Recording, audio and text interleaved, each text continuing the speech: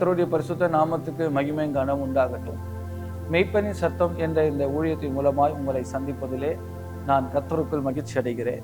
இந்த நாளிலும் கூட தியானத்துக்காக யோசுவா 1ஆம் அதிகாரம் 9வது வசனத்தை நான் உங்களுக்காக வாசிக்கிறேன். யோசுவா 1:9. நான் உனக்கு கட்டளை இடவில்லையா? பலன் கொண்டு திடமனதாயிரு, திகையாதே, கலங்காதே. நீ போகும் இடமெல்லாம் உன் தேவனாகிய கர்த்தர் உன்னோடே இருக்கிறார் என்றார். கர்த்தருடைய நாமத்துக்கு மகிமையும் கனம் உண்டாகட்டும். நீ போகும் இடம் எல்லாம் உன் தேவனாகிய கர்த்தர் உன்னோடே இருக்கிறார். இந்த வசனம் எப்படி ஆரம்பிக்கிறது? நான் உனக்கு கட்டளையிடவில்லையா? ஆண்டவர் ஏற்கனவே சொல்லி இருக்கிறார், நான் உனக்கு முன்னாலே போகிறேன் என்று சொல்லி. ஆனால் தயக்கத்தோடே அங்கே யோசுவா நிற்கிறதை பார்த்துட்டு ஆண்டவர் சொல்கிறார், நான் உனக்கு சொல்லவில்லையா?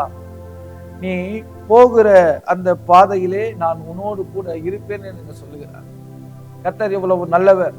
வேதத்துல நீங்கள் வாசித்து பார்ப்பேன்னு சொன்னா, மத்தேயுல நம்ம வாசிக்கும் போதும் நீங்கள் புறப்பட்டு போங்கள், நான் உங்களோடு கூட இருப்பேன் என்று ஆண்டவர் சொன்னார். கர்த்தரை நம்பி நாம் கர்த்தருடைய கட்டளைக்கு கீழ்ப்படிந்து நான் போகும்போது கர்த்தர் நம்மோடு கூட இருப்பார். கர்த்தருடைய கட்டளையை நம்பாமல் கர்த்தருடைய கட்டளைக்கு மீறி போகும்போது கர்த்தர் நம்மோடு இருக்க முடியாது. இங்க ஆண்டவர் சொன்னார், நான் உனக்கு கட்டளை இடவில்லையா? என் கட்டளையின்படியே நீ போகும்போது, என் கட்டளையின்படியே நீ போகிற காரியங்களிலே நான் உன்னோடு கூட இருப்பேன் என்று கர்த்தர் சொல்கிறார்.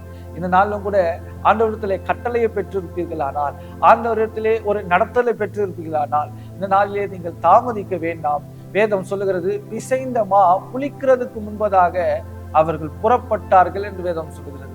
ஆகவே கர்த்தருடைய வார்த்தையை நாம் தாமதம் செய்ய வேண்டாம். கர்த்தருடைய காரியங்களே நாம் நிர்விசாரமாக இருக்க வேண்டாம். நாம் சுதந்திரிக்கும்படியாக கர்த்தருடைய வார்த்தையை நம்புவோம். நாம் புறப்பட்டு போவோம். கர்த்தர் நம்மோடு கூட இருப்பார்.